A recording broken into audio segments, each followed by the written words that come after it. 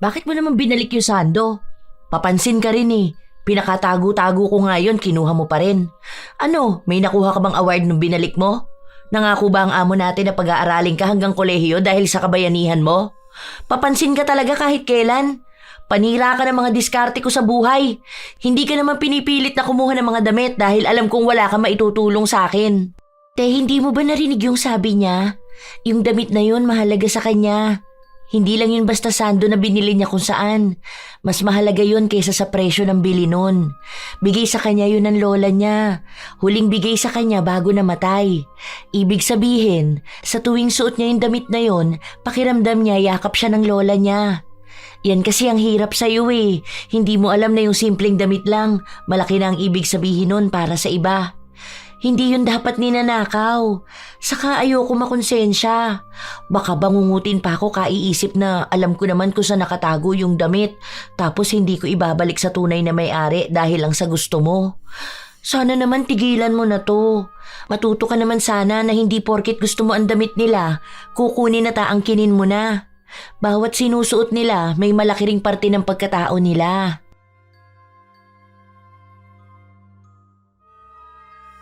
Paano kung ang pinagkakatiwalaan mong tao na dapat mag-aalaga sa mga damit na pinalalaban mo ay siya palang magnanakaw nito? Ganun ang ugali ni Heidi.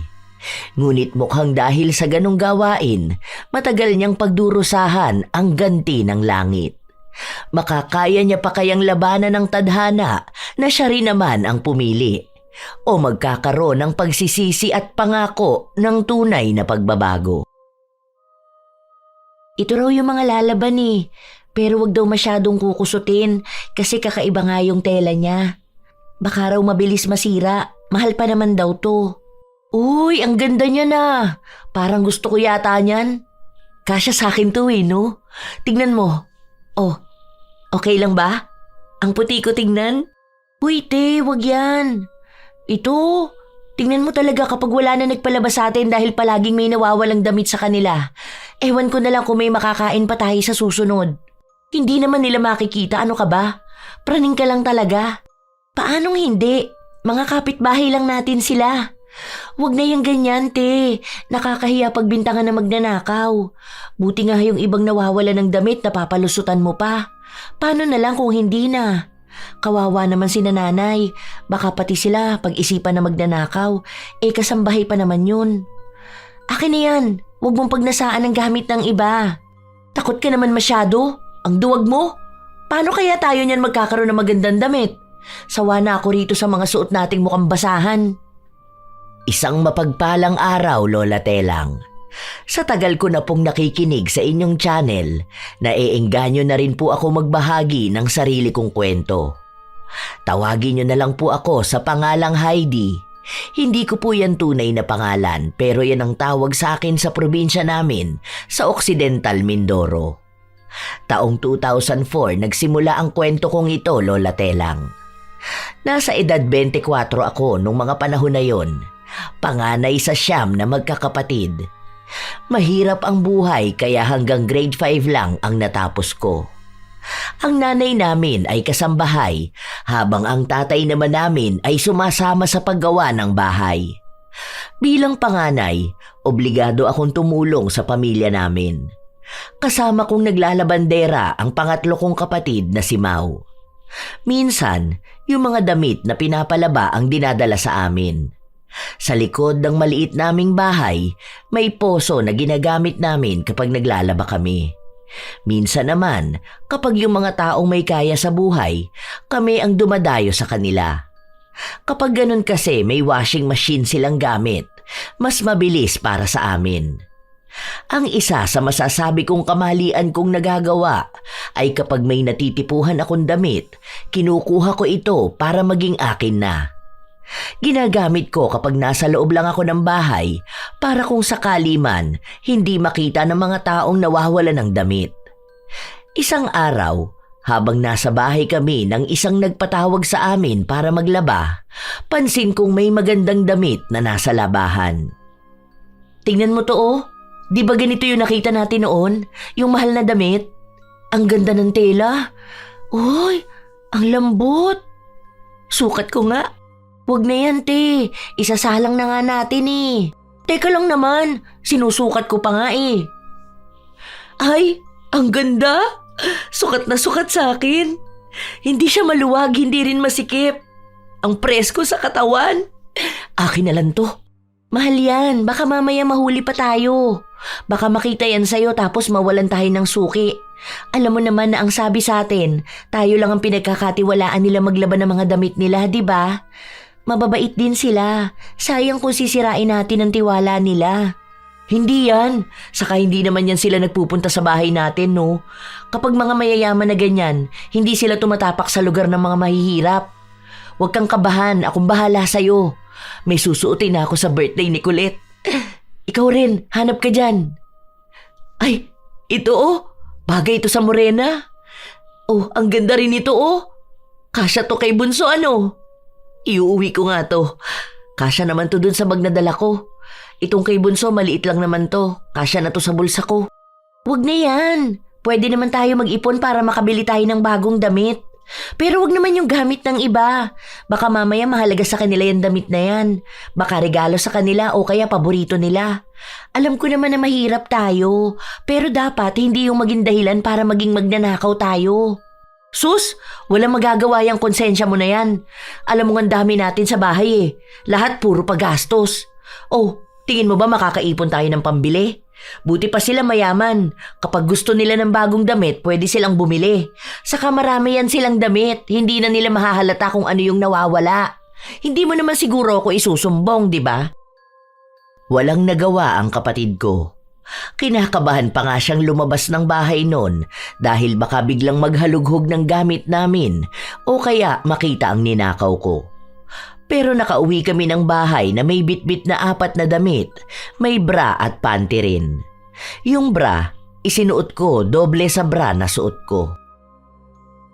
Ang ganda oh! Avon tong bra na to. Ang mahal kaya nito. Nakita ko to nung hiniram ko yung brochure kay Auntie Jo. Pangarap ko talaga yung ganitong bra. Buti na lang natupad na.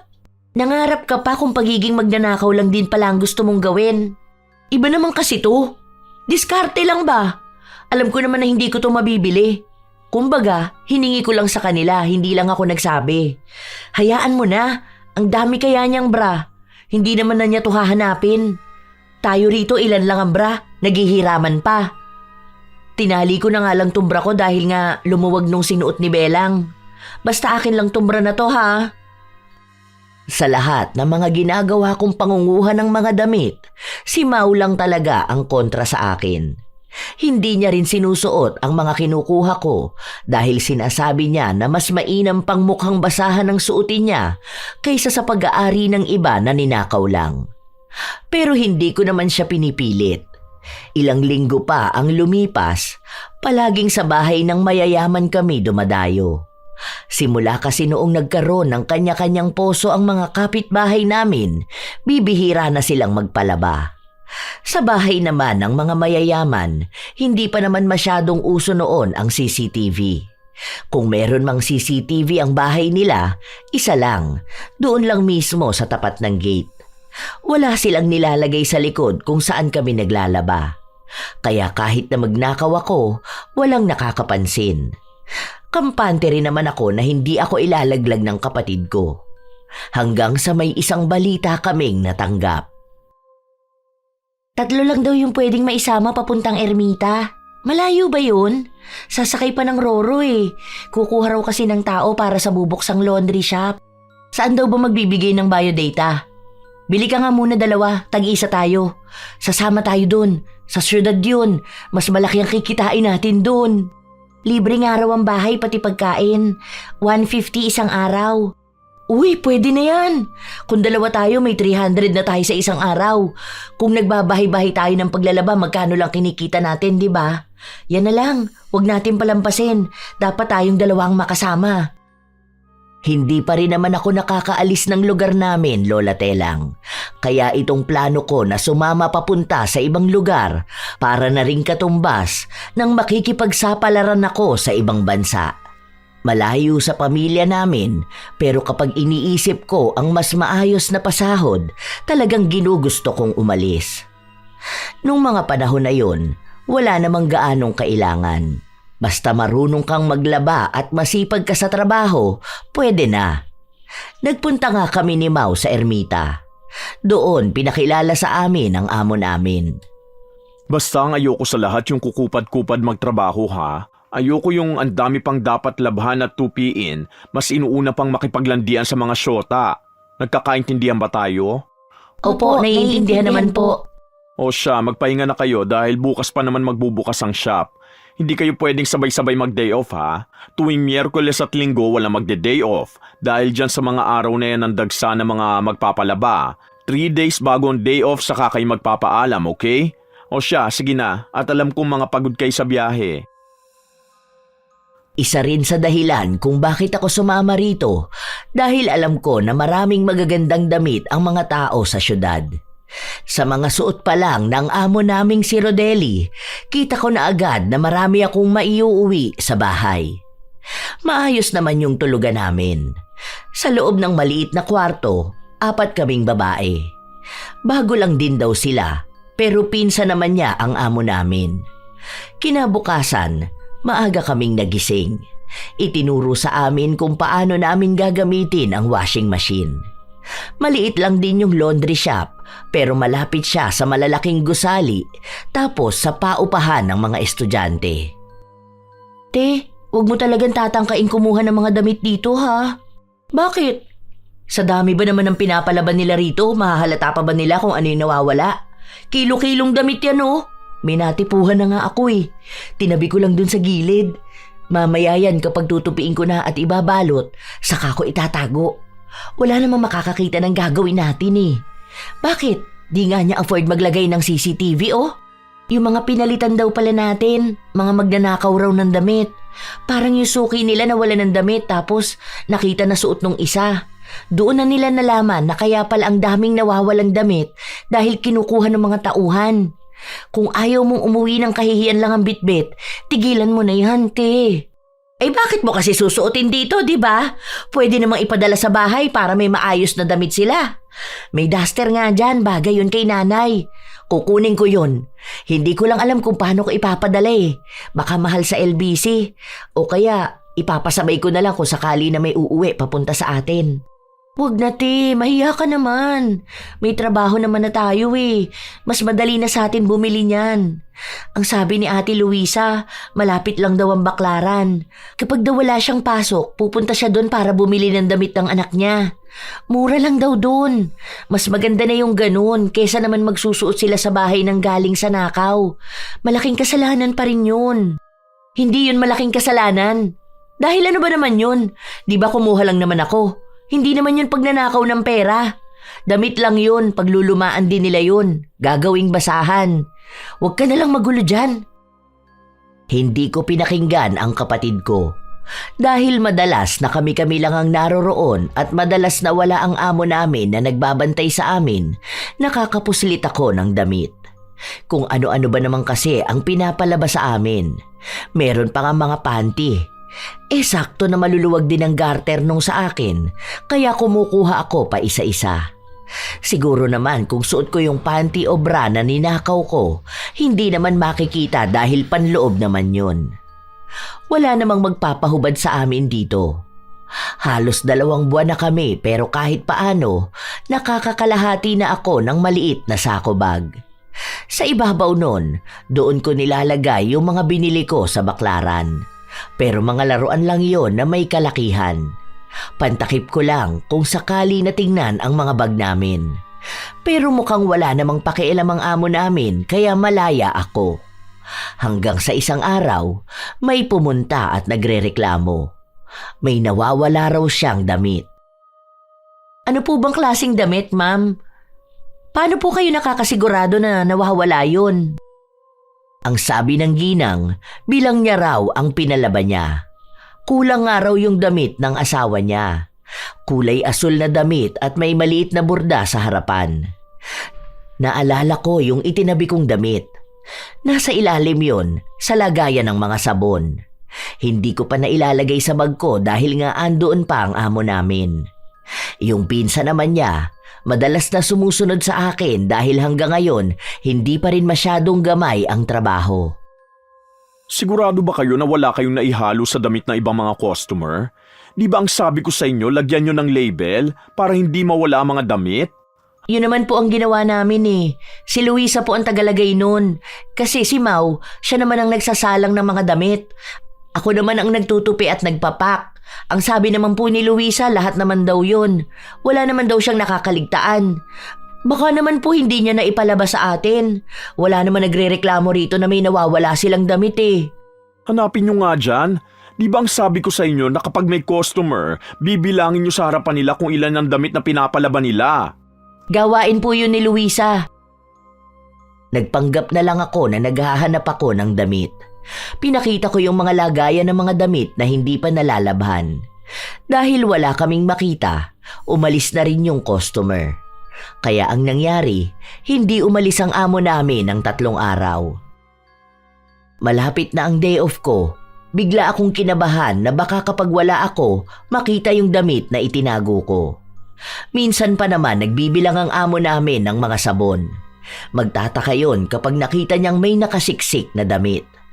Hanggang sa sumapit ang araw na wala akong pasok, pero sakto naman na umalis na rin ang amo namin. Mau, alam mo yung doon sa gilid ng mga sabon? Yung sa pinakasulok ha? May damit dun. Mamaya kunin mo yun tapos pagbalik mo rito sa taas bigay mo sa akin. Ha? Ano yun? Huwag mo sabihin yun yung damit na hinahanap ng babae. Ate naman, pinapahamak mo talaga yung trabaho natin. Ang bait na nga ng amo natin eh. Kung mahuhuli tayo at babalik sa atin, magkano na naman ang sahod natin nun sa isang araw? Swerte na kapag may 150 tayo. Gusto ko na nga rito dahil kahit paano magaan ang trabaho. Hinaan mo kaya boses mo. Alam mo naman si Luisa, yung tenga niyan akala mo may antena. Ang bilis makasagap. Dali na, basta huwag ka lang papahuli para walang kaso. Kaya mo na yan. Alam ko na nag-aalangan ng kapatid kong bitbitin ang damit, pero nagawa naman niya. Ilang linggo pa ang nakalipas, umalis sa trabaho ang isa naming kasama galing sa probinsya. May sakit kasi ang anak niya, kaya kailangan na niyang umuwi. 3 na lang kaming naiwan sa laundry shop, pero dahil masipag at mabilis naman ako magtrabaho, ang sabi ng amo namin, kahit hindi na lang muna siya kukuha ng bago, magdadagdag na lang siya ng sahod para pwede naming gawin ang trabahong inalisan ng isa naming kasama. Ate, ano yung ginagawa mo? Bakit balot na balot naman yung sako bag mo? Ipapadala ko to sa bahay para hindi mabuksan. Nag-text na rin ako kay Aling Bet. Ang sabi ko, sabihin niya kay nanay na may kukunin siyang padala ko. Andito pa naman yung mga damit. Ipapauwi mo talaga yan sa bahay? Ipapagamit mo sa kanila yung mga ninakaw mo lang? Nakakatakot yan. Baka mamaya may sakit pala yung nakuhanan mo ng damit, di ba? Parang ang mangyayari niyan, madadamay din pati yung mga tao sa bahay. Wala yan, dahil nilabang ko naman yan. Ano bang gusto mo? Wala silang masuot na maayos? Huwag ka na dyan puro kontra. Mas mabuti pa, bukas kapag break time mo, pumunta ka ng M. Luwilier. Magpadala ka ng pera sa bahay. Huwag mong kontrahin yung mga ginagawa ko. Para sa pamilya natin yon. Noong mga panahon na yon, Lola Telang, nawili ako sa pagkuha ng mga damit. Kasi ang dali lang gawin. Isang damit sa kada may magpapalaba. Minsan wala akong kinukuha dahil ang papangit ng damit nila. Minsan naman binabalik ko rin yung damit kapag naisuot ko na. O kaya kapag gusto ko ng kapalit na damit, nilalagay ko sa ibang nagpapalaba. Wala naman silang reklamo. Ganon ang ginawa ko ng ilang buwan. Hanggang sa nakapag-ipon ako ng damit na ipapadala sa bahay. Kapag puno na ang sako bag, pinapadala ko na ito. Dahil magaganda ang mga damit, sinabi ko rin kay nanay na ibenta niya para dagdag kita. Wala namang makakakita noon dahil malayo at nung panahon na yon wala namang social media. Isang araw, bigla ang dumating ang amo namin. Sa gulat ko, nabitawan ko pa yung damit na ipupuslit ko dapat. Ano yan? Bakit yan ang bitbit mo? Ano po to? Ipapalaba ko ulit kasi may naiwan naman siya. Hindi ata matanggal kaya bala ko patakan ng kalamansi.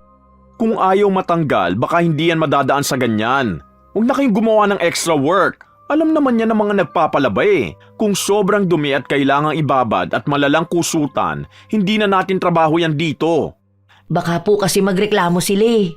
Eh di sabihin nyo na hindi naman lahat naman siya natatanggal ng washing machine. Isoli mo na yan doon. Hayaan mo na yan. Munti ka na akong mahuli noon, Lola Telang. Kabado rin talaga ako, pero mabuti na lang naniwala siya sa palusot ko. Sa ilan pang araw na lumipas, nanatili lang sa shop ang amo namin. Hindi ko alam kung kailan siya aalis, pero gusto ko talagang umalis na siya. Ang dami kong nakikitang damit, tapos hindi ko man lang makuha dahil minsan nakatayo siya sa gilid namin. Para bang nagmamasid sa trabahong ginagawa namin. Isang gabi, bago kami matulog, lumabas muna kami ng kapatid ko para bumili ng pwedeng kainin. Hindi pa kasi kami dinadalaw ng antok. Tingnan mo yon, yung babae na naka-t-shirt na may malaking print sa likod. Ang ganda, di ba? Pinalabas sa atin yan. Kursunada ko nga eh. Kasi kita ko bagay yan kay Kakay. Ang kaso lang, andyan pa kasi si Sir kaya hindi ko makuha. Kinakabahan ako. Buti naman nakakaramdam ka ng kaba. Huwag mo na kasing pag-interesan yung mga damit niya. Hayaan mo na sila. Tingnan mo nga, sinusuot at ginagamit nila oh. Kahit na ba? Bakit? Sa bahay ba natin hindi nila yan magagamit? Saka pinagbebenta ko si nanay ng mga damit doon. Ang gaganda nga raw kaya nauubos agad. Binibili ng mga kapitbahay natin. Medyo mahal din naman pasabay nun pero ayos lang din kasi bawi na nila may kinita pa. O diba ang talino ko? Kung nag-aral lang ako baka pwede ako maging negosyante. Negosyante na puro panlalamang ang ginagawa? Wala kang ang puhunan kundi ka pa lang ng muka. Kukuha ka ng gamit ng iba tapos yun ang gagamitin mo sa negosyo mo. Alam mo, kung ganyan ang gagawin mo, ewan ko kung hindi ka talaga tamaan ng karma. Ilang taon ka na naniniwala ka pa rin sa karma. Hindi yan totoo, no? Kung yung mga masasamang tao hindi nakakarma eh. Paano mo naman nasabi na hindi sila nakakarma? Eh hindi mo naman nakikita ang pang-araw-araw nilang buhay. Yung mga taong kinakarma, malamang hindi naman nila yun ipagsisigawan sa mga tao. O kaya, pwedeng ang karma nila, mismong sarili nila, na hindi sila makapagbago. Basta, kung ako sa'yo, magbago ka na lang. Pagiging magnanakaw pa rin yung ginagawa mo. May panlalamang pa rin sa kapwa. Hindi kita pakikinggan. Basta ang alam ko, okay lang to. Saka simpleng damit lang naman ang nawawala sa kanila eh. Yung mga mayayaman na yan, kaya nilang bumili kahit na ilang damit pa ang gusto nila. Kaya yung isang damit na nawawala sa kanila, pwede nilang palitan ng 3 pa. Wala ka talagang konsensya, ate. Kinabukasan, habang maayos kaming nagtatrabaho, may pumunta sa shop at may hinahanap na damit. Ang amo namin ang una niyang kinausap. Ang akala ko ay simpleng bagay lang yung nawawala. Hindi ko rin naman alam kung ano yon dahil sa dami ng pumapasok sa shop. Hindi ko naman sila kabisado lahat. Kahit nga yung mga damit na kinukuha ko, hindi ko na rin matandaan. Basta ang alam ko lang, kapag maganda ang damit, kinukuha ko. May nakita ba kayo na sando raw na damit pero nakakabit na yung parang bra sa loob? Floral daw yon tapos kulay white. Wala po ako matandaan, sir. Ang dami namin dito nilalaban na sando. Basta kung ano po yung label na binigay sa akin, yun lang din naman ang pinagsasama-sama ko sa lalagyan. Umiiyak sa akin dahil nga regalo daw yun sa kanya ng lola niya bago namatay. Kaya mahalaga daw talaga sa kanyang damit na yun. Check nyo nga maigi dyan, baka nandyan lang yun. Isa-isahin nyo. Tapos yung isang basket doon na parang wala mga kasama, check nyo maigi. Kawawa naman to oh. Ito po ba yun, sir? Nakita ko po to kanina dun sa gilid ng washing. Baka nahulog ko po. Sorry po. Oo, yan yata yun. Teka lang, ipapakita ko. Agad na kinuha ng amo namin ang damit na binigay ng kapatid ko. Wala akong salita na binigkas pero masama ang tingin ko kay Mau. Itinago ko na nga yun para pag alis ng amo namin may makukuha ako. At talagang isinauli pa niya kung hindi ba naman siya nakakainis. Ang ganda kaya nun. Gusto ko yung isuot lalo na kapag mainit ang panahon kasi hindi na kailangan ng bra. O kaya kapag bumalik ako ng Mindoro, may magagamit akong pambahay. Nang kinagabihan, Lumabas ulit kami at doon kami nagtalo na dalawa. Hindi kasi pwede na sa loob kami dahil maririnig kami ni Luisa. Baka magsumbong pa yon. Pinsan pa naman niya ang amo namin at parang isa na rin siya sa bantay. Bakit mo naman binalik yung sando? Papansin ka rin eh. Pinakatago-tago ko nga yun, kinuha mo pa rin. Ano, may nakuha ka bang award nung binalik mo? Nangako ba ang amo natin na pag-aaralin ka hanggang kolehiyo dahil sa kabayanihan mo? Papansin ka talaga kahit kailan. Panira ka ng mga diskarte ko sa buhay. Hindi ka naman pinipilit na kumuha ng mga damit dahil alam kong wala ka maitutulong sa akin. Te, hindi mo ba narinig yung sabi niya? Yung damit na yun mahalaga sa kanya. Hindi lang yun basta sando na binili niya kung saan. Mas mahalaga yun kaysa sa presyo ng bili nun. Bigay sa kanya yun ng lola niya. Huling bigay sa kanya bago namatay.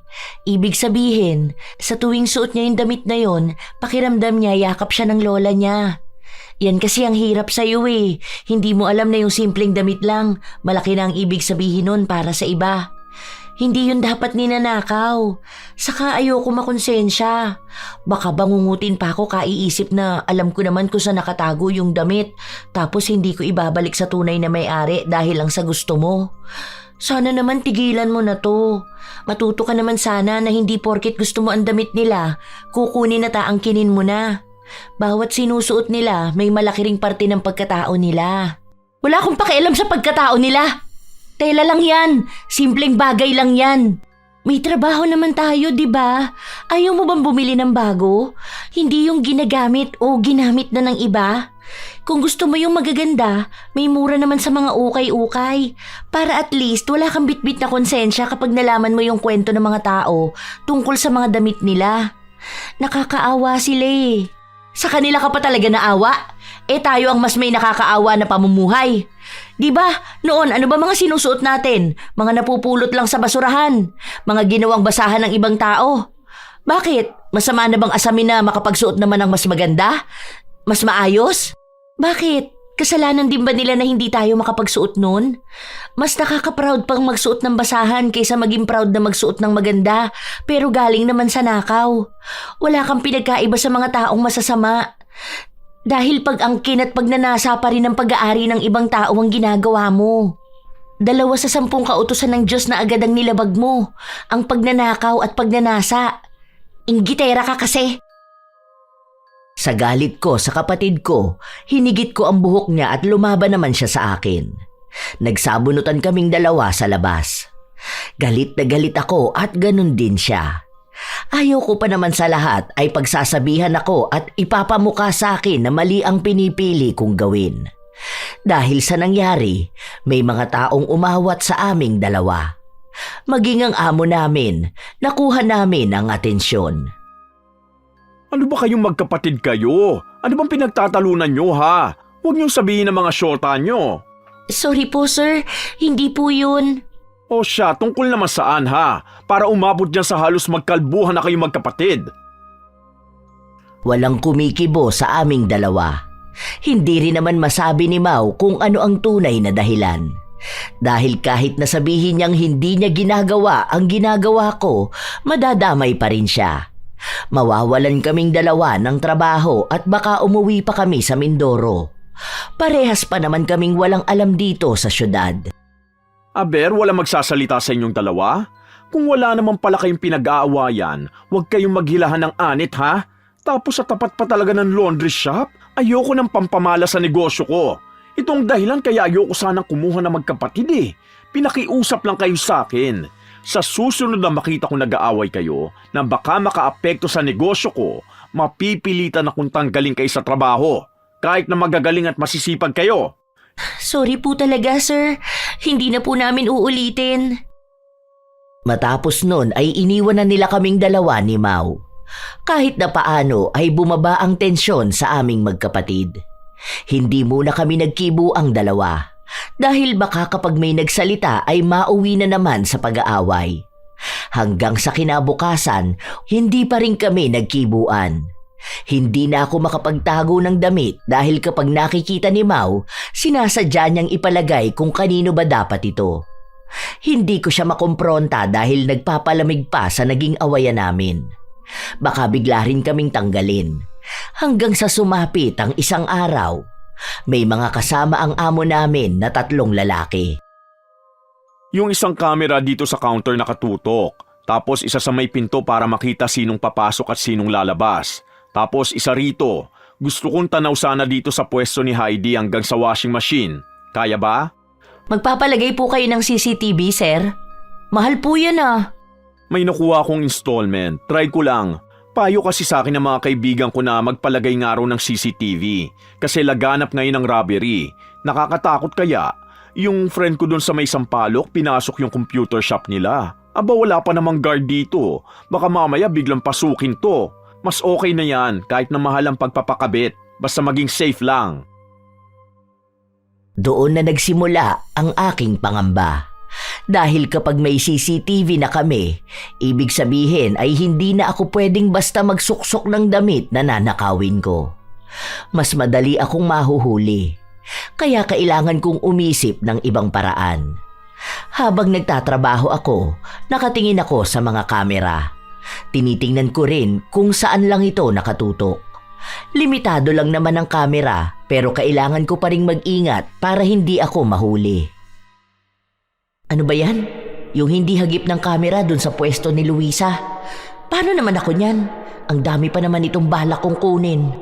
Ano ate? Baka naman hindi ka pa magpaawat niyan. Kita mo ba? May mga kamera na oh. Kapag nakuhanan ka lang dyan, naku, alam mong tapos ka na. Masaya ka pa ngayon? Di ba dapat nga tinutulungan mo ko para naman may maibigay tayo sa bahay? Baka paraan na rin yan para magbago ka. Pinapakita sa'yo na kapag tinuloy mo pa yung ginagawa mo, baka kung ano na lang talaga mangyari sa'yo. Kapag nalaman pa naman na magnanakaw ka ng damit, hindi ka na patatawarin. Wala na rin pagkakataong ibibigay sa'yo. May pamamahiya na, wala ka pang trabaho. Kaya lumaban ka na lang ng patas. Basta alam kong wala akong maling ginagawa, wala akong dapat ikatakot. Kung alam mo lang din sana kung para saan tong ginagawa ko ngayon. Baka sa susunod magpasalamat ka na lang din sa akin. Kapag ako naging negosyante, makikita mo, mali ang pagdududa mo sa akin na kaya ko. Kung tamang pagiging negosyante sana, matutuwa pa ako. Pero negosyante na ninakaw ang puhunan, walang dapat ikatuwa. Dapat pang ikahiya. Umirap lang ako. Pero ang mga CCTV na yon, wala pa rin namang nagawa kung gusto ko talagang magnakaw. Pansin ko na walang kamera papunta sa likod. Kung saan doon isinasampay ang mga damit. Kapag natuyo na kasi yun, kukunin ko na tapos saka ko aayusin para pagsamasamahin. Naisip ko na kung doon ako kukuha, walang makakakita sa akin. Hindi naman nagpupunta doon si Luisa dahil lang sabi niya mainit nga raw at sa counter siya. Siya lang din ang pwedeng magbukas ng kaha. Kung pupunta ron si Mau, wala rin naman siyang magagawa kung mahuhuli niya ako. Tuwang-tuwa ako noon, Lola Telang, kasi pakiramdam ko talaga nung mga panahon na yon na ang talino ko. Kasi biruin mo yon, may CCTV na, pero nakakaisip pa ako ng paraan para maisakatuparan ang gusto ko. May mga nananakaw pa rin akong mga damit pero hindi na katulad noon na mas marami. May mga natatanggap kaming reklamo mula lang dun sa mga alam ang bilang ng damit nila. Pero yung iba na basta na lang nagpapalaba, kahit napakiramdam nila na may nawawala, hindi nila masabi kasi hindi naman sila sigurado. Hanggang sa isang araw, may nagpalaba sa amin. Siguro, kaedaran ko lang. Bakit kaya nagpapalaba pa sila ng mga panty at bra nila? Madali lang naman to labahan. Yung iba kasi dyan hindi talaga marunong. Merong pa yan dati doon sa mga nauna kong employee. Kahit may regla yung panty, pinapalaba nila. Yung isa kanina, yung babae, ano yun? Shota nun Chinese. Kaya hindi talaga yung naglalaba.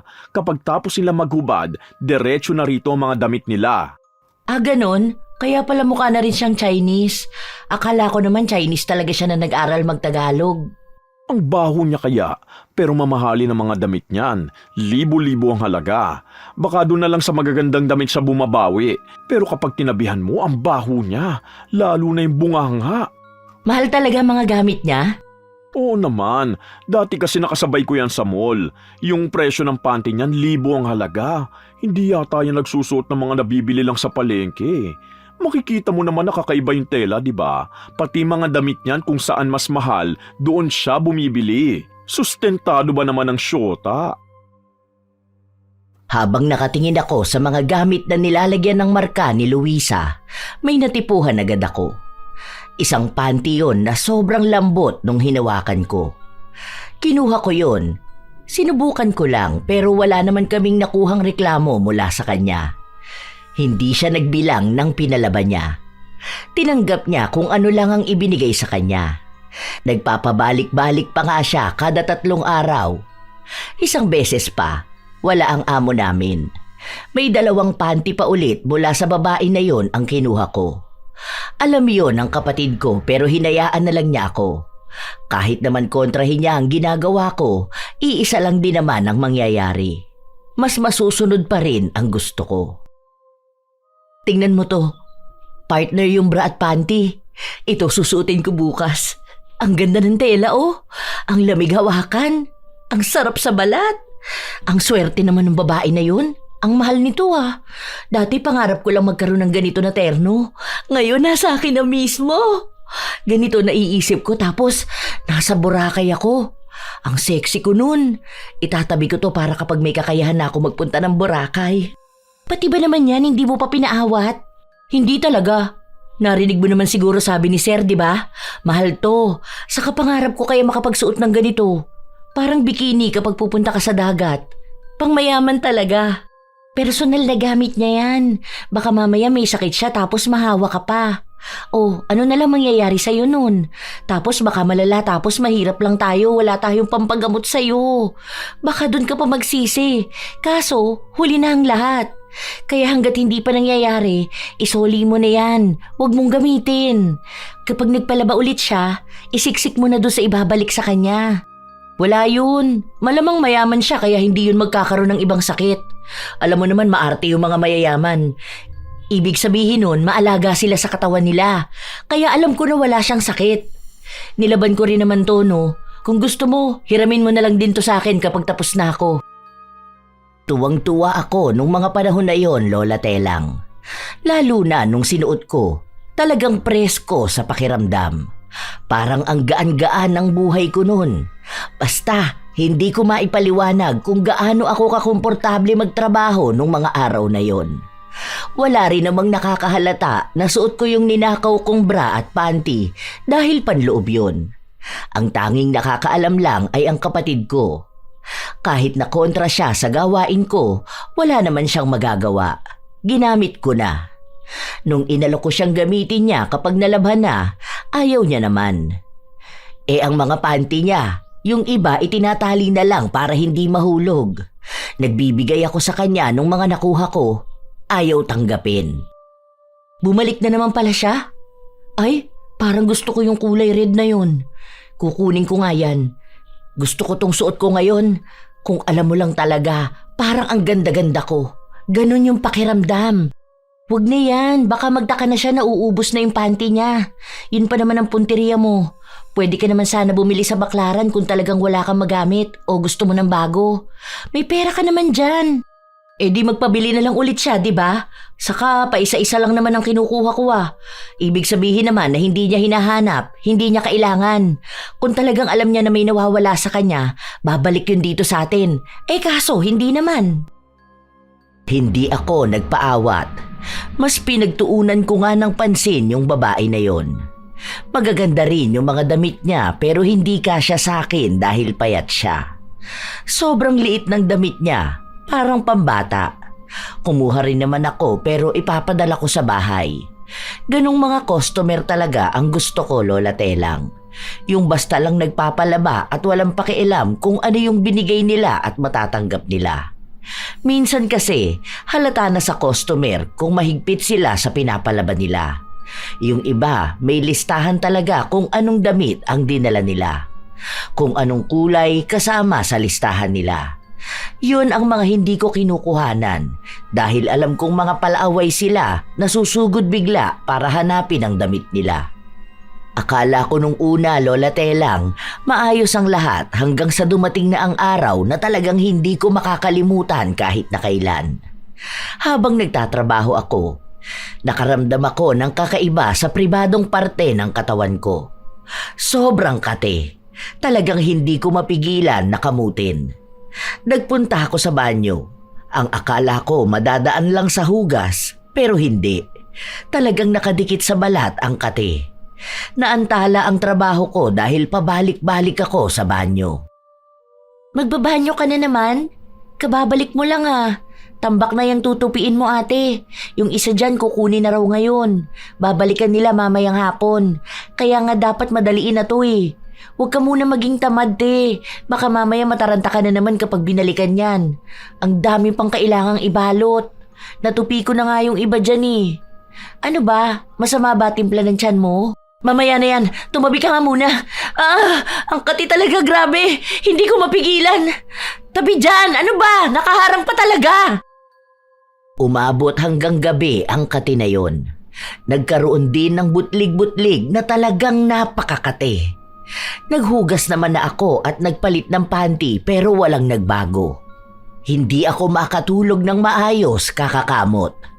Dahil sa taas ng higaan ko natutulog ang kapatid ko, hindi ko alam na nauuga ko pala siya sa tuwing matindi ang pagkamot ko. Sinabi niya lang yun sa akin kinabukasan. Ang likot mo naman, te. Hindi ako nakatulog maayos. Nagugulat ako, akala ko lumilindol. Ano ba talaga nangyayari sa'yo? Hindi ka makatulog, dinamay mo pa ako. Ang sakit tuloy ng ulo ko. Hindi ko alam eh. Basta, ang kati dito sa baba ko. Grabe talaga. Aray ko. Hindi ko mapigilang kamutin.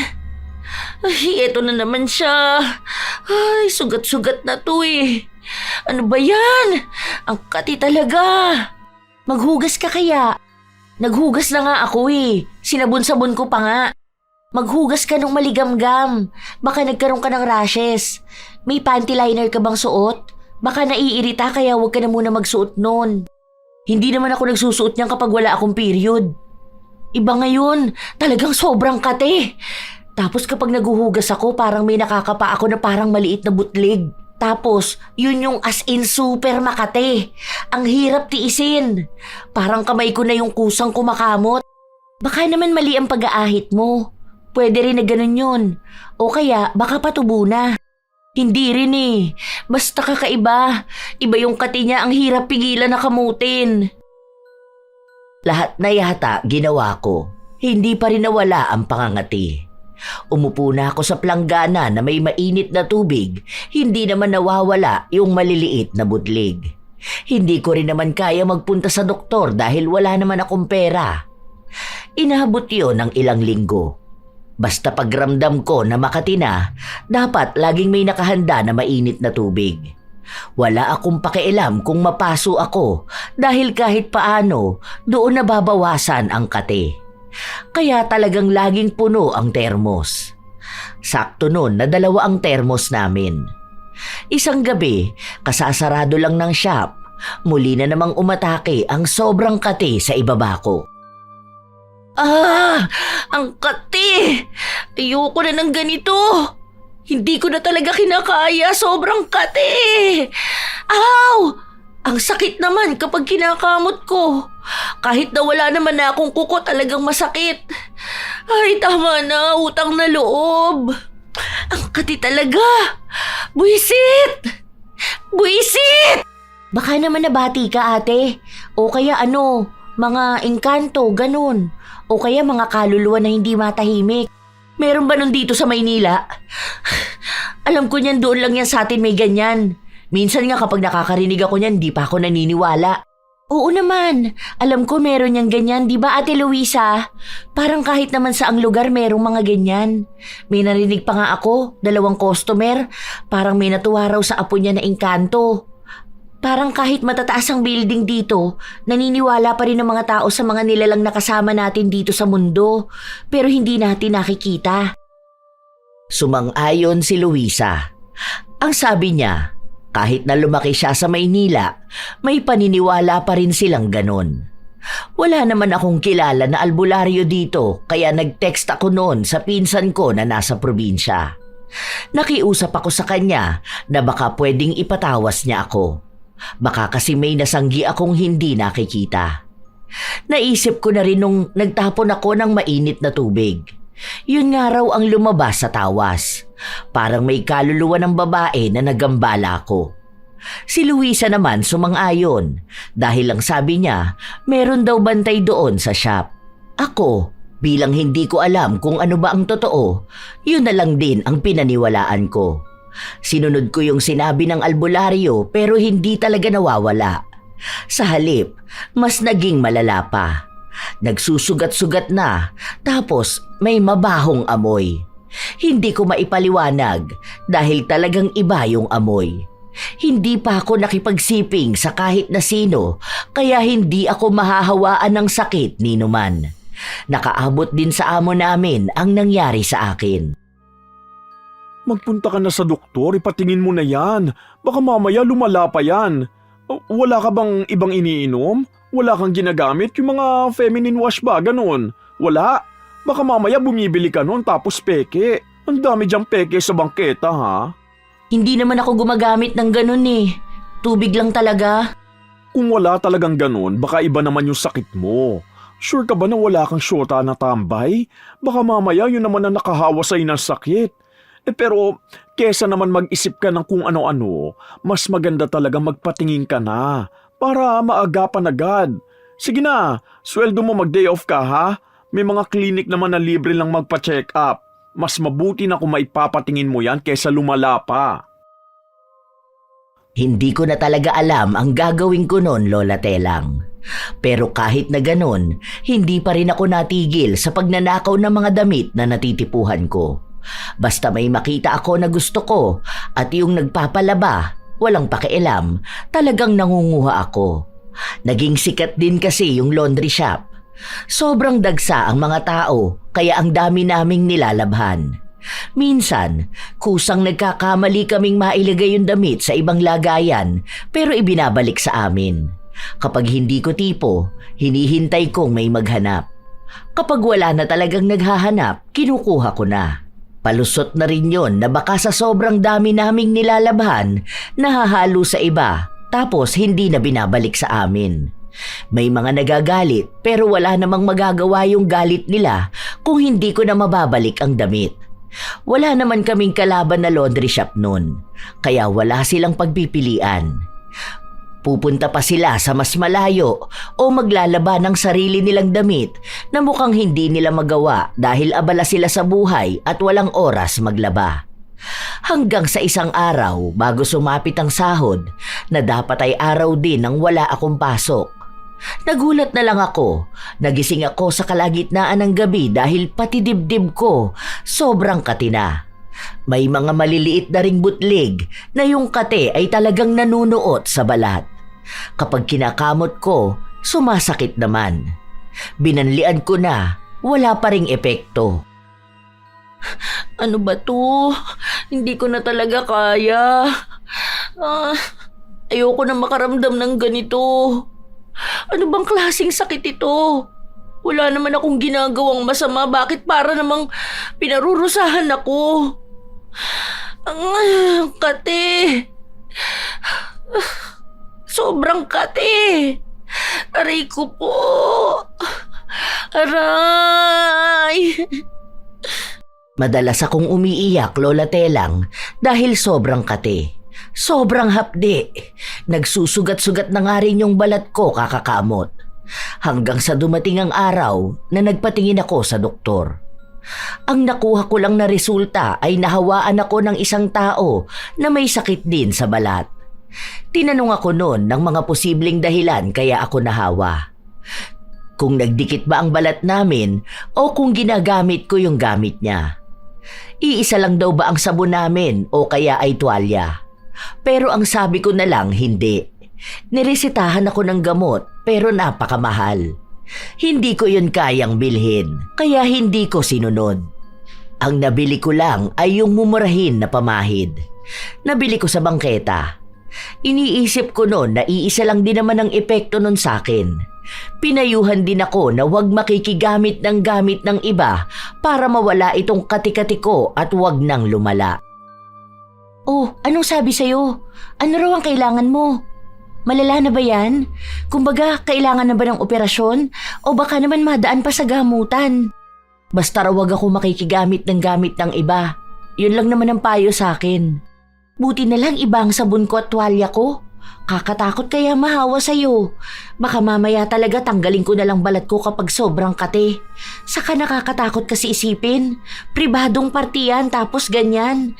Ibig sabihin may malalang sakit. Hindi ko talaga kayang isipin. Bumili naman na ako ng pamahid ko. Gagaling na rin siguro ako nito. Tuloy lang ang buhay. Ganun talaga eh. Hindi naman magtatagal tong sakit ko. Hindi kaya nahawa ka ng sakit nung mga kinukuhanan mo ng damit? Panty nung babae na may Chinese? Sabi ko sa'yo baka mamaya may sakit yung babae na yun tapos nahawa ka pa. Sabi pa naman ni sir na ang baho nun. Kasi bayaran din daw yun kung sino-sinong lalaki ang nakakasama. Malamang kung sinuot mo yung panty niya, baka may mga bakterya na naiwan dun.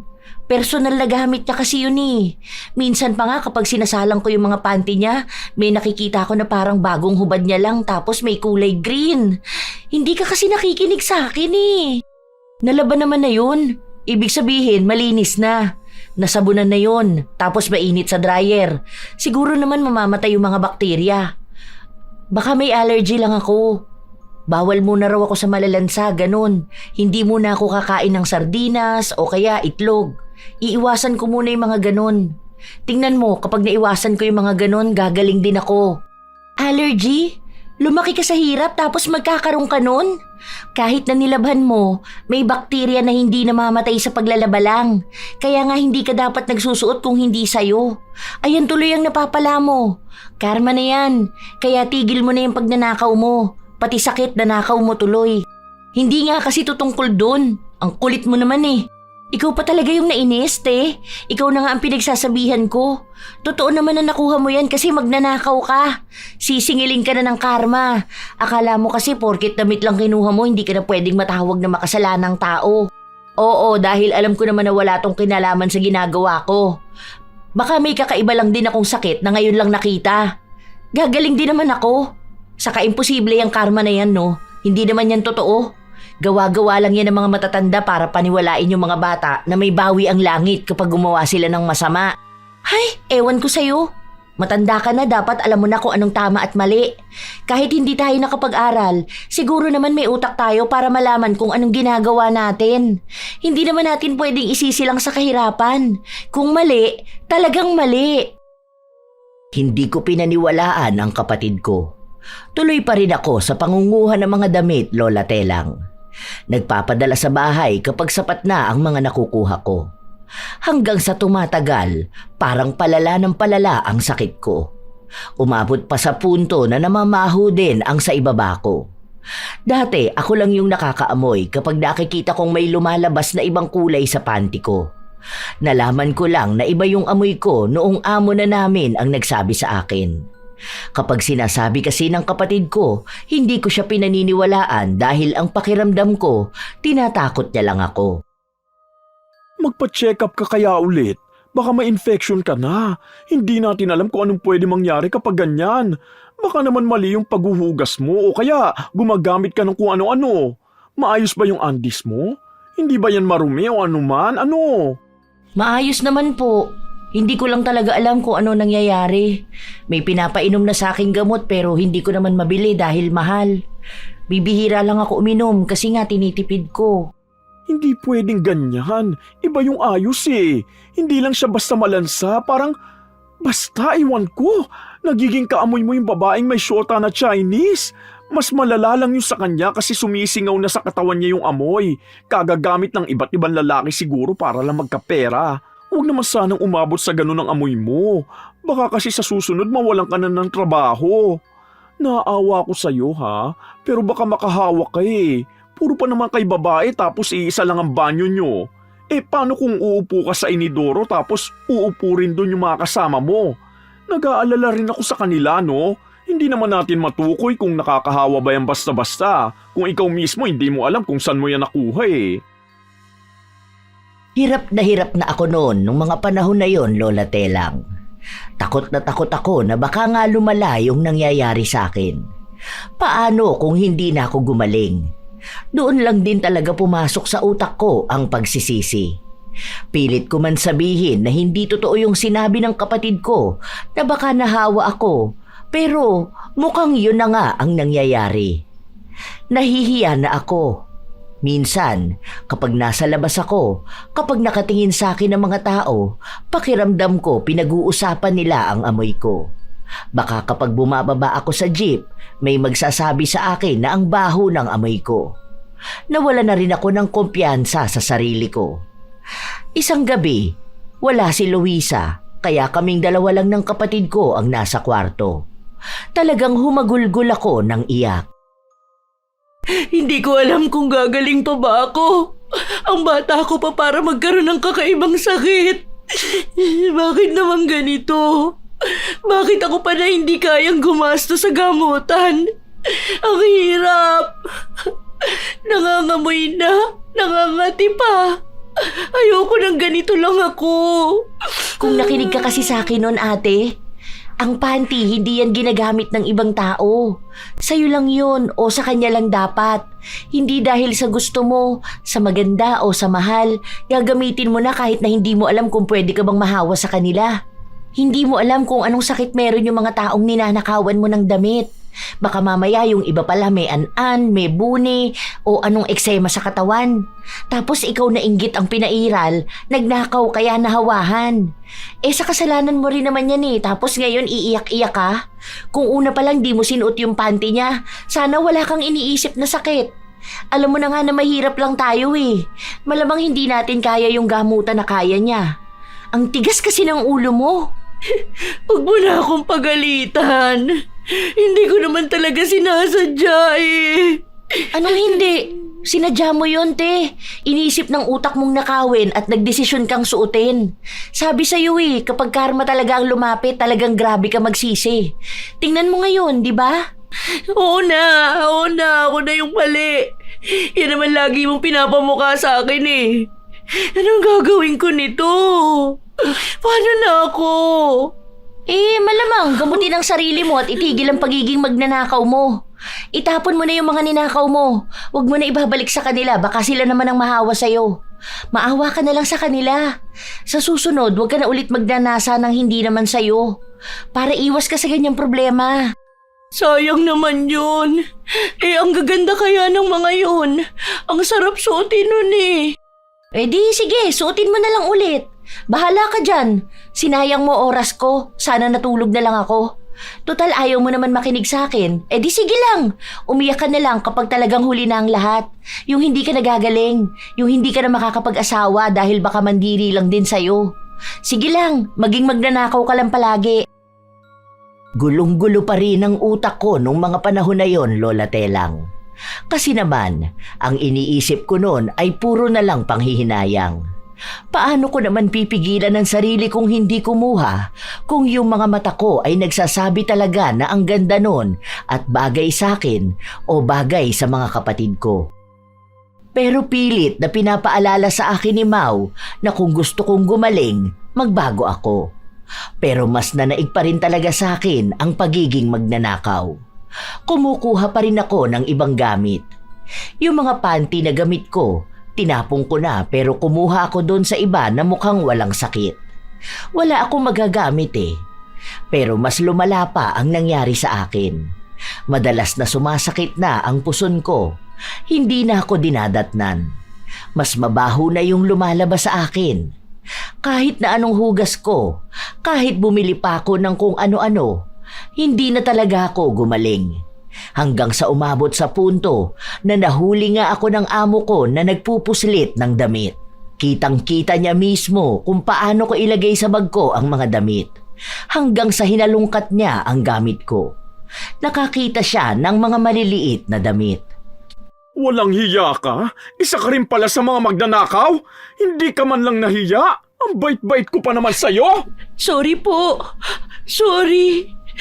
Kailangan ko lang talaga magpadala ng mga damit sa bahay. Isang beses lang naman yan, sir. Huwag mo naman ako tanggalin sa trabaho. Kailangan ng pamilya namin ng pera. Sige na po. Isang beses? Ano, Mau? Isang beses lang tong ginawa ng ate mo? Sorry po. Hindi po Ilang beses na po. Kaya hindi ko po kayo masisisi kung paaalisin niyo kami. Ilang beses ko na po siyang pinagsabihan pero ayaw niyang makinig sa akin. Isa pa po, isa rin sa hinala ko kaya siya nagkaganyan dahil nahawa na siya sa mga panty na ninanakaw niya dun sa babae na syota nung Chinese. Seryoso ka, Heidi? Ginagamit mo yung pinaggamitan ng iba? Hindi ka banlang ba nandiri? Isipin mo yun, kapag tapos niya magpagamit sa lalaki, hindi mo pa alam kung naghugas siya bago niya isuot ang panty niya, tapos kapag hinubad niya, ipapalaban niya rito. Hindi ka man lang ba kinikilabutan? Talaga ba? Nilaban ko naman yun, sir. Ay kung hindi ka nga naman gaga, hindi ka man lang ba naturuan na yung mikrobyo ng panty hindi basta nawawala? Babae ka pero talagang okay lang sa'yo maging ganyang nakakadiri? Ay, hindi ko kinakaya. Bukas na bukas, umalis na kayo rito. Ibibigay ko ang huling sahod nyo. Sir, huwag niyo naman po kaming alisan ng trabaho. Pangako po, hindi na po ako magnanakaw ulit. Nung pumasok kayo rito, alam nyo naman na ayaw ko sa lahat yung magnanakaw, di ba? Ganon ang ginawa ng mga nauna. Kapag niloko na ako, hindi na ako nagbibigay ng second chance. Dahil kung may CCTV na nga, nagawa mo pa rin magnakaw, paano pa kaya sa mga susunod? Magiging magaling ka na niyan magtago. Umuwi ka na lang sa inyo. Magbago ka at magpagaling. Masipag ka pa naman sana, pero sadyang maling-mali ang ginawa mong pagiging magnanakaw. Kahit na lumuhod ako sa harapan ng amo namin, hindi na talaga ako napatawad. Sobrang problemado ko noon dahil kailangan talaga namin ng pera. Ayaw kong bumalik sa amin na ang gagawin ko lang ay maglaba kapalit ng maliit na halaga. Nanghihinayang ako sa nawala sa akin pero galit na talaga ang amo namin. Gusto na niya kaming paalisin kaagad kung hindi lang gabi nung mga sandali na yon. Nang maibigay na sa amin ang huling sahod kinabukasan, umalis na rin agad kami. Hindi ko na naman mapigilan ang luha ko. Ano ba? Wala ka ibang ginawa kundi umiyak. Kung hindi naman dahil sa'yo, hindi naman tayo mapapauwi eh. Ikaw ang umuwi mag-isa dahil ako maghahanap ako ng iba kong mapapasukan dito. Ako kaya ko ang sarili ko. Kaya kong makisama sa ibang tao. Huwag ka na dahil kapag magkasama tayo, lagi na lang ako napapahamak. Kung hindi mo sana ako nilaglag eh, pwede mo naman ako pagtakpan para namang hindi mo alam kung paano. Ilaglag man kita o hindi, alam na ni sir kung ano ang totoo. Kitang-kita na niya. Magsinungaling man ako o magsabi ng totoo, iisa lang ang mangyayari. Mawawalan pa rin tayo ng trabaho. Kahit na paano, isinalba ko na lang ang dignidad nating dalawa. Mahirap tayo pero sana yun lang kaya natin, di ba? Hindi naman kailangan ng pera para maging totoong tao. Huwag mo iyakan o isisi sa ibang tao ang nangyari sa'yo. Ang inggitera mo kasi at ambisyosa ka. Hindi ka rin magkakasakit kung hindi ka nagnasa ng pag-aari ng iba eh. Ayan, pati yung hindi mo gusto nakuha mo. Ayoko na sumama sa'yo dahil baka mahawaan mo ko. Hindi ng sakit kundi ng karma mo. Sinubukan ko pang pigilan ng kapatid ko na umalis, pero iniwan niya talaga ako. Ako naman, wala na namang nagawa kundi ang umiyak. Umupo ako sa isang gilid habang iyak ng iyak. Nung mga panahon na yon, Lola Telang, hindi ko talaga matanggap sa sarili ko na may mali ako. Kasi iniisip ko na simple lang naman ang ginawa ko. Ganun na ba yun kalala para magkaroon ako ng karma? Na bakit ako lang? Bakit yung mga masasamang tao na mas malala pa ang ginawa sa akin? Bakit sila hindi magkaroon ng karma? Umabot pa nga hanggang kinabukasan, andoon lang ako, hinihintay ko kung magpapakita ba sa akin ang kapatid ko, pero hindi na. Wala akong kaalam-alam kung nasaan siya. Masyadong malawak ang Maynila. Saan ko naman siya hahanapin? Wala naman siyang cellphone noong mga panahon na yon. Ako lang ang meron. Noong nagpasya na akong umalis, doon naman nagpakita ang kapatid ko. Inaya ko na siyang umuwi na kami. Ihahatid na lang kita hanggang sa sakayan. Hindi na ako sasama pabalik sa bahay. Bakit? Sige, kung ayaw mong bumalik, pwede naman tayo maghanap ng papasukan natin. Mahihirapan ka dahil dyan sa kalagayan mo. Hindi lahat ng amo dito kasing bait ni sir. Alam naman natin yun. Hindi lahat maiintindihan ng sitwasyon mo. Natatakot na rin ako na paano kung mahuli kang magnakaw? Anong pwede nilang gawin sa'yo? Paano kung hindi ka na makauwi sa bahay? Pangako, hindi ko na yun uulitin. Mahirap ang pangako kung hindi ka rin handang tuparin yun. Kilala kita ate. Kahit mangako ka ngayon, alam kong darating ang araw na matutokso ka sa magagandang damit. Kapag natukso ka, makakalimot ka na naman. Tama na to, te. Sana naman intindihin mo ang sarili mo. Huwag mong palaging sisihin ang iba sa nangyayari sa'yo. Baka yung sakit mo, baka yan ang paalala sa'yo na dapat hindi ka magnakaw ng gamit ng iba. Dahil malala ang balik sa'yo. Sana gumaling ka na at magbago ka na. Tumatak talaga sa akin ang mga salitang sinabi ng kapatid ko, Lola Telang. Mas matanda ako sa kanya, pero mas may utak pa siya sa akin. Hindi nga siya sumama pa uwi sa bahay. Wala kaming ibang komunikasyon, pero sa ulado naman niya ang numero ko. At kung darating ang araw na makakabili siya ng cellphone, pwede niya ulit akong kausapin. Alam ko na matatag ang kapatid ko. Mas magandang buhay ang nakaabang sa kanya. Habang nasa bahay ako, doon ako nagpapagaling. Kung ano-anong herbal na lang ang ginamit ko. Nagsumikap akong magtrabaho kahit na may sakit ako. Balik ako sa pagiging labandera. May laundry shop akong napasukan. Bagong bukas lang yon sa lugar namin. Maliit ang sahod kumpara noong nasa Maynila ako. Pero kahit na paano, maayos naman dahil may pagkukuhanan ako ng pera. Tama nga si Mau. Darating ang tukso sa akin.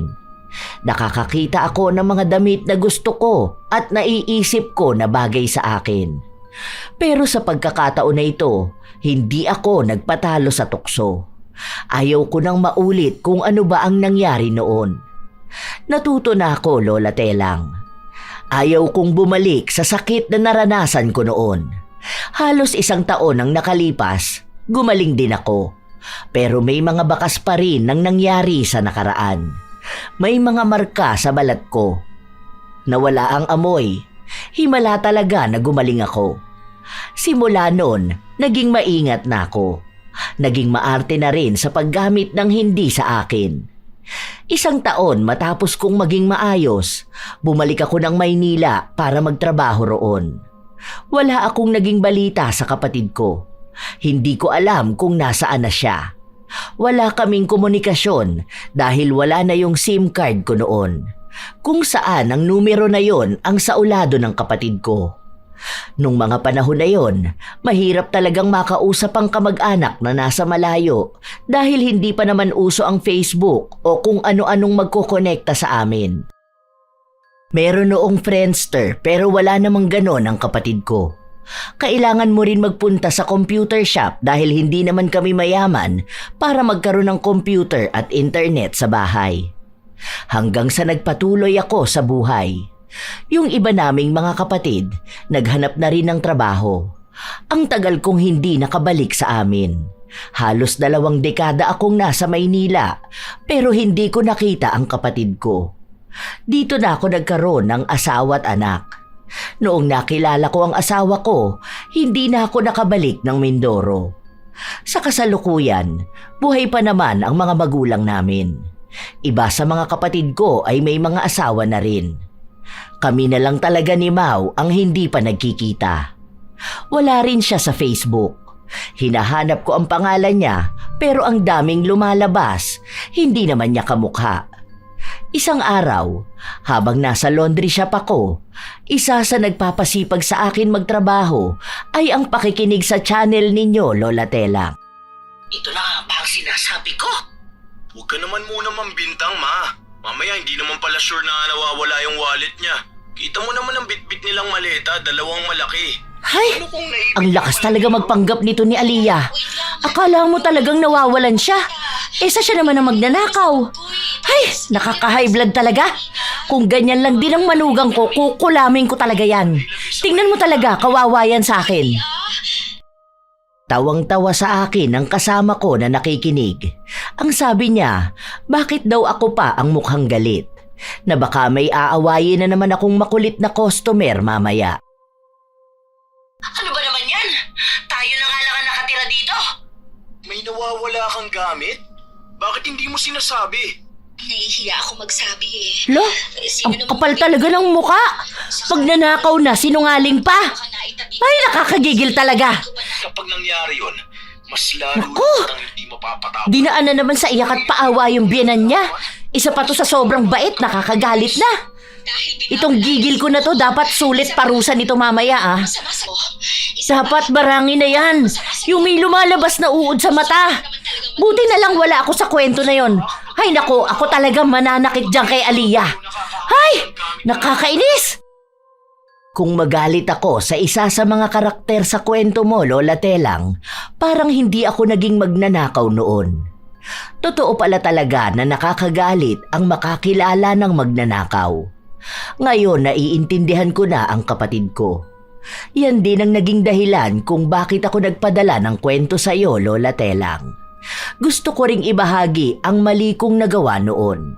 At ang pagpapatotoo na tunay nga ang karma. Na kung anumang masama na nagawa ko, malupit pala ang babalik. Ang isa sa ikinatutuwa ko ngayon, nagkaroon ako ng pagkakataon para magbago. Gumawa ako ng hakbang at hindi ko hinayaan na malubog ako sa kasalanan ko. Kung sana lang nakikita ng kapatid ko ang malaking pagbabago sa akin, alam kong matutuwa siya. Sana maging malaking tulong din ang pagbabahagi ko ng kwento para makarating sa kanya. Maraming salamat po, Lola Telang.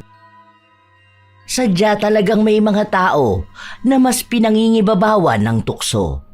Inaakala nila na kapag maliit lang ang bagay, isang pirasong damit, isang gamit na hindi naman daw hahanapin ng may-ari, ay wala itong magiging epekto.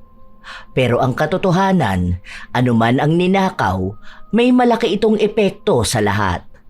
Ang pagnanakaw ay hindi sinusukat sa halaga ng kinuha, kundi sa kawalan ng respeto sa pagmamay-ari at sa pagkukulang ng isang tao sa sarili niyang prinsipyo. At sa isang trabaho gaya ng pagiging labandera, mas lalo itong mabigat. May tiwalang ibinibigay na kayang pahalagahan ang damit na gamit sa pang-araw-araw ng bawat pamilya. Kapag dinakaw ang tiwalang yun, hindi lang gamit ang nawawala, pati dangal at pangalan ay nasisira. Ang mga gawain na ganito, may katiyakang balik sa isang taong nagkasala. Hindi man agad-agad, dumarating pa rin sa paraang hindi inaasahan.